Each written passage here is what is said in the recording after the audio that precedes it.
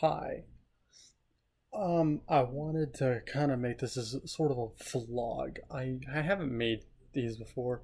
Um, you might notice audio to one side of a headphone or speaker. It's because the headphone's right here. I'm no audio whiz. I don't have good editing software or anything like that. But I wanted to kind of talk about assorted things that I've bought, considering buying, stuff like that. I don't know. Just talking about tech, I guess. First piece that I actually bought this year was this, my iPhone. I really like this thing. I don't like the white front. I regretted it about a month after buying it.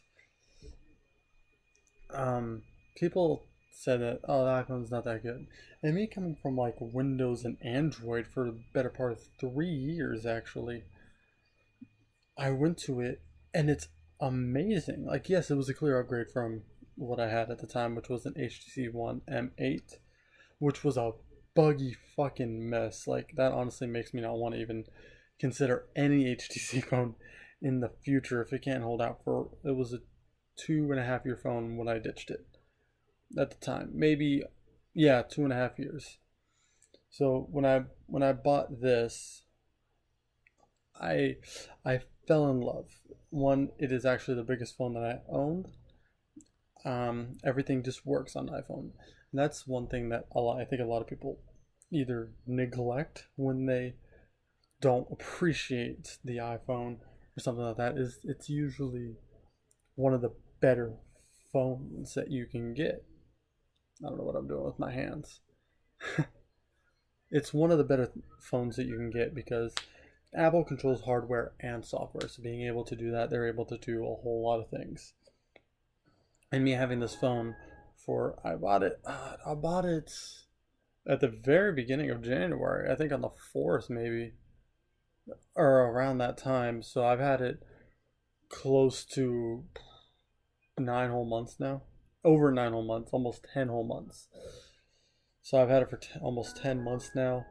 The iPhone 7's out. Yes, I'm looking at it. It looks nice. I don't mind no headphone jack, but I'm looking at this and I'm honestly, I like it. I like iPhone. I'm not saying Android isn't good. I'm considering a Note 7, but this phone is holding up so well. And now I'm hearing things about the iPhone 7. It's benchmarks. It is the fastest phone in the world. It beats everything by a clear margin, and that's partly in thanks to Qualcomm's monopoly on phone chips with their Snapdragon series. The 820, yes, I believe the 820. The 820 series is a good chip. It is a really good chip. It can handle a lot of RAM. It can handle all sorts of things. It's capable of a lot of things. But that leads to a small bottleneck in which if everybody's using that chip, then there's no reason to get everything else. Just people just buy the 820 chip and then they get that. And most phones this year are running the 820 chip. It's rumored that the Google Pixel phones, which is the rebranding of the Nexus, are going to be running 821 chips. I don't know how that's going to compare to the A10 Fusion chip that Apple's running, but the 820 cannot compare at all to the it just can't compare in the slightest to the 810. The 810 is way up here and then 820 is down here. So I like fast phones. I like the fact that it will have stereo speakers, so the speakers on it are here and here. I thought that was really neat. I like stereo speakers on the M8, although the M8 speakers, while it was splash resistant rated, after one splash they were washed out. It was shit, overheating problems, so many issues. I went to this and I was skeptical because it's a metal phone. And I thought, oh man, it's gonna overheat, so I got a leather case. I have had it like this, no case, for the majority of the time I had it. And you can probably see with all the scratches and stuff I have on it. That's not even a smudge. That's an abrasion. This thing is all dinged up. The screen actually broke once, but that was my own fault. I tried holding a $850 phone with a hand that was broken in a cast. Go me. Um, that was one mistake on my end that I did not really think into. But c'est la vie. I think that's how you say it. It's an overall good phone. And the fact that the iPhone 7 is completely water resistant, which was the one thing that was actually bringing me like the Note 7, oh, this is completely water resistant. The only reason I would still consider the Note 7 with its water resistance over the iPhone 7 is you can use the pen and still be able to do everything. That's fine. And if anything, I could keep this. It feels like this phone could last a hell of a lot longer than an Android phone. But I'm going to be having the upgraded phone for a year, maybe more.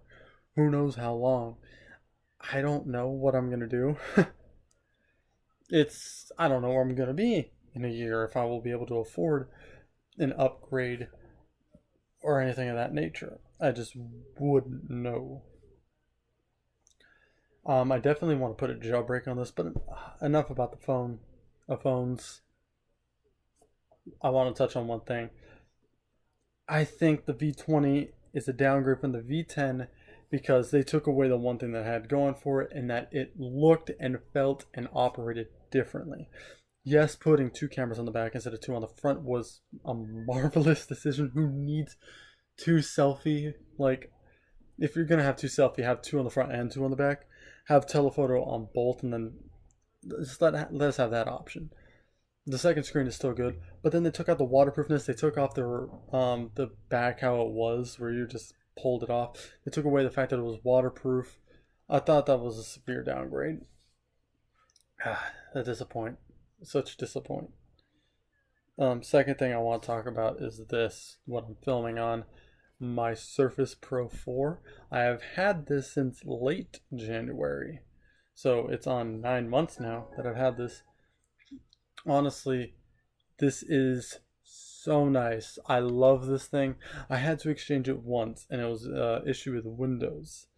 There wasn't an issue with the Surface itself, although being a proprietary product of Microsoft, obviously it is still Microsoft's fault. But I like Microsoft. They're nice, you know? I like Microsoft stuff. So when I grabbed this and started using it immediately, I fell in love. It's so high resolution. I don't see pixels. Everything looks clear as day. I can hold it in portrait mode, but I don't really use it that way too much. I always keep it in laptop mode. I need to get another pen. I lost the pen. But the pens are like $60, and I'm like, I'm using it fine as a laptop. The only reason I would want to get the pen is just for some doodling here and there if I'm bored or something. I don't see that as something I would need to do inherently. I love the Surface Pro 4. It is the i5, 4 gigabytes of RAM, 128 gigabytes of storage model. It is using Intel integrated 515 HD graphics. It is pretty shit. It can run Civilization on low. It can run Viscera Cleanup Detail on low. Everything at sub 20 FPS at times since they updated it. Before I was able to get like the settings really low. Like I was able to turn down a lot of shit, and it ran really well. But now they updated it, and now like everything's higher, so now it's less viable. Hotline Miami runs great. Hate the controls on Hotline Miami. I started learning them, so they went great. So it can game a fair amount. I have bought a fair amount of things on Steam. I definitely want to get a more powerhouse machine. I want to get a desktop. Like, this is the perfect Ultrabook. I love it. If you don't want to spend the over $1,000 that I spent on the Surface, completely understandable. I understand that you don't want to spend over $1,000 on this. You can get the Surface 3, and possibly later on they'll sell a Surface. I don't even think they're going to sell like a non-pro version of the 4, but there's a Surface 3 now that is not running Windows RT. It comes with the Intel Core Atom.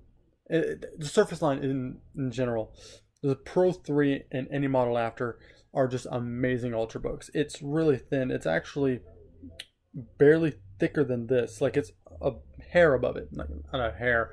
It's a thick ass hair, but it's a bit above it. It's really light. Like you notice it in the backpack, but only because like if you have it in the backpack, like that's the only thing you feel, obviously. But it's not like it's weighing you down. You just notice it on your back. You can hold it in one hand really easily. It is quite honestly my favorite laptop that I've ever had. It's the third laptop I have owned myself, so I don't have much room to talk. I honestly feel that if anyone has a chance, don't dismiss Surface outright. Yes, if you can dismiss it, obviously, because it's outrageously expensive for these Ultrabooks. Ultrabooks in general are very pricey, but I feel that you can't judge it just because it is it's very expensive, because obviously an expensive product is going to have a lot of cool things going on with it. So with that in mind, having such a thin laptop, I'm able to take it anywhere. I just roll up the charger, and the cool thing about the charger is on the block itself, like this has a power brick like most other chargers, but on the power brick itself is a USB 3.0 port, which I can plug into and charge my phone at the same time that I'm charging the laptop. However, there is one small thing about the charging. Be careful, do not just be all willy-nilly with it, because eventually, if I unplug it, you will see there is fraying that eventually comes. Yeah, I tried to focus in, it didn't work. But yeah, that's the fraying to the degree that you get with the Surface. Because it goes in either way, so the cord will always either be bent this way, always be bent that way, or this way, or whatever. It's being bent because it's able to go in two ways, and it's magnetic. So a week or two, you'll get used to just sliding it in there. It's not like, oh, it doesn't plug straight in. No, like you just run along the side and it'll snap in because it's magnets and it'll hold itself there. Like obviously it can't support the weight of a Surface, so like if the Surface falls off, it's gonna like ditch the charger and it's falling. And it's still a glass front tablet, so don't be like, it broke when I dropped it. You fucking dropped $1,000 laptop. That's on you. Should note, the keyboard it comes with, the Surface Pro 4 keyboard, honestly the best keyboard. I've seen a Pro 3 keyboard. It was alright. It's so much nicer. The travel on the keys is nice. It feels different than a normal laptop, obviously, but you get used to it after a while. The glass trackpad feels nice. It has gotten splashed from like me in the shower when I get out and I'm trying turning down the music controls up here. Like it's gotten splashed and there's no damage on it, so it's pretty alright.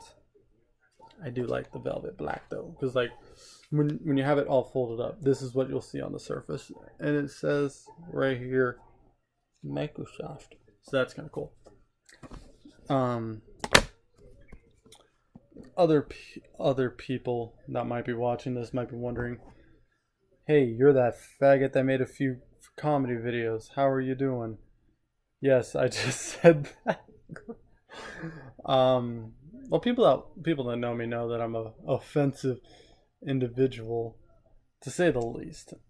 I've seen my brother walk out a few times. Like I'll be playing my video games, I'll look over at him, and trigger warning ahead. But I'll look over at him and I'll be like, "Hey, nigger faggot." So I am a horrible person. Yes, for saying that. Do I mean it? No, he's not ignorant. I'm using that definition like, oh yeah, it's okay for me to use, it's okay for me to say that word. I mean it not in the racial way, I mean it in the literal definition of an ignorant man.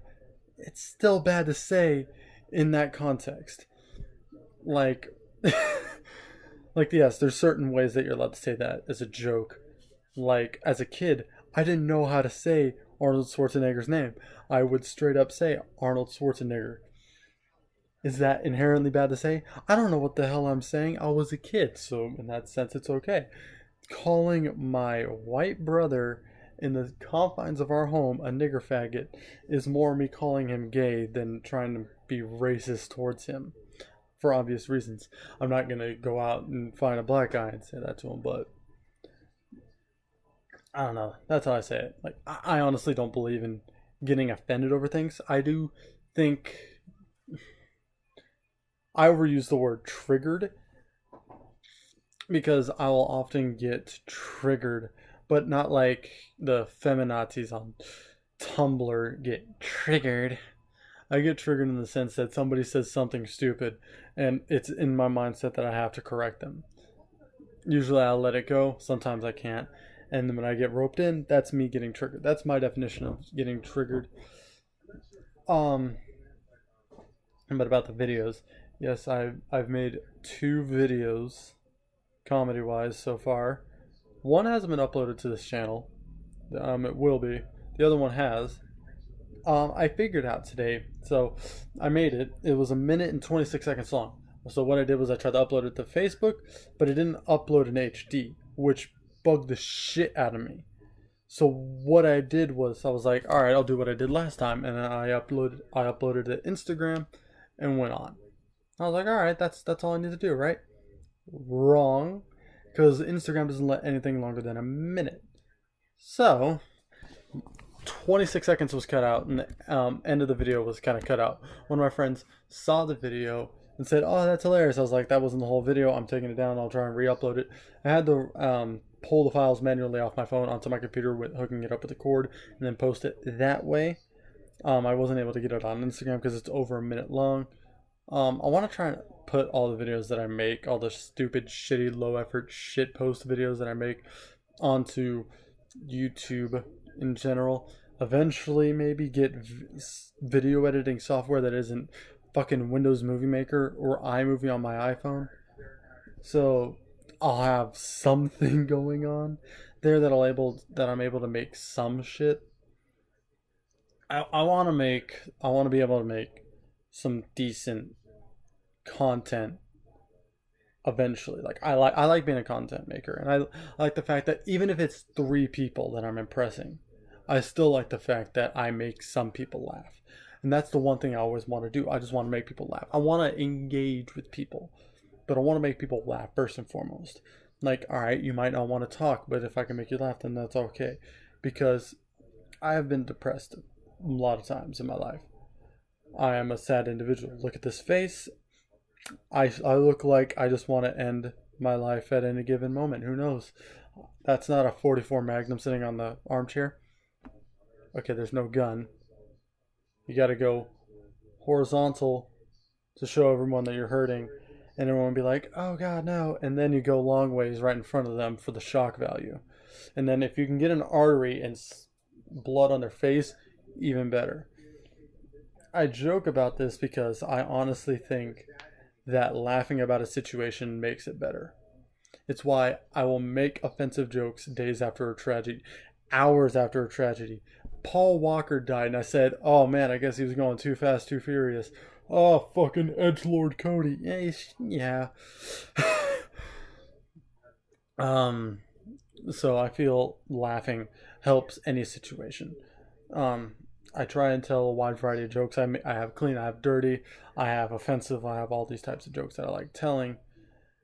But at the end of the day, if I can't make you laugh, then oh well, I've tried.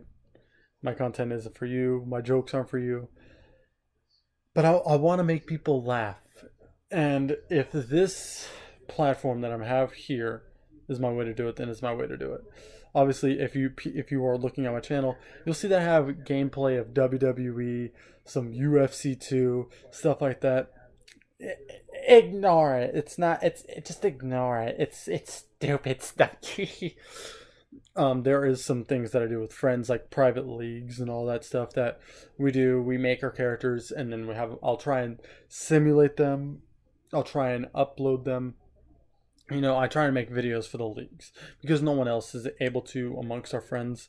I have the best internet and am willing to divulge time out of my day to do things like that. So, my friend Nick actually was the one to make the characters on WWE. But what I'll do is I'll run simulations. Like, I'll just let the computers fight each other. I'll let that happen.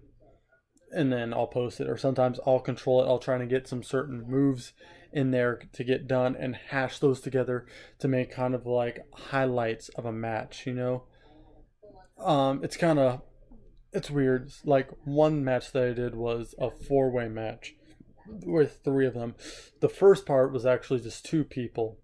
And then he suplexed them off into a table. Then I quit out of that match and then brought back in. Then it was three people. And then it was a double F5 or some shit. Then I stopped and went back out. Then it was only two. Like I never had all four people in all at once, and it took like 2 hours to film it all.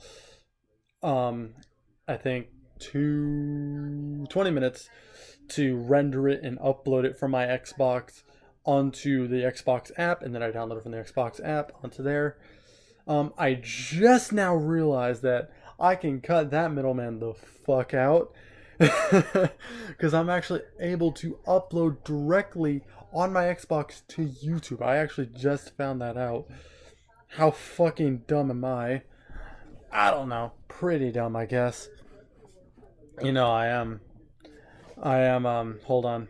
Can I get an iDubbbz face? Oh, I'm a gay retard. I've been watching too much iDubbbz anyway. But the point remains that how did I find that? That was the first one on Google Images. Wow. But I like doing gameplay. I like talking, so you might see vlogs. I like doing comedy. I don't know. This channel is a whole fucking mess. I probably should do an introduction video. The first introduction video I did, fucking retarded. I need to find that video, download it, and put it on this channel because honestly, it was such a clusterfuck. Like I'm in my garage, okay, sitting here in my garage in the Lamborghini Hills. So I was in my garage, and like I have my iPod up, like, hey guys, so this is the channel. Like me and my friend, other Cody, were putting together, and we were doing that. And then I'm explaining everything, and then the power cut out in the garage because it had fucking shorted in the wiring. And the dumb thing is, I didn't fucking do another take. I'm in the fucking dark trying to find my way out and still trying to explain the channel. It was retarded. Me as a junior trying to make content. I need to find it, and I will try and make it public. Put it on this channel, something. I honestly think is one of the most hilarious videos I made, just by the sheer dumbness of it. I made a couple funny videos, but honestly, there's a market for being a dumbass, and I hope to corner it. Who knows? Being an aware dumbass is already cornered by the millions of people above me on the subscriber playlist. I have 3 fucking subscribers. God, I am pathetic, guys. You know how pathetic I am? Pretty fucking pathetic. I have 3 subscribers and I'm making a vlog like, people are gonna watch this. Watch, 3 months later, 0 views. Then if I do make it one day, someone's gonna like, hey, this is his first vlog. And then they're gonna watch this all the way through and be like, damn, this guy's a fucking faggot. Yeah, I kind of am. But if anyone, just any people that see this, watch all the way through, thank you. You're cool. Like and subscribe. Let's see if we can ironically get 10,000 likes on this video, guys. Ha. Ha.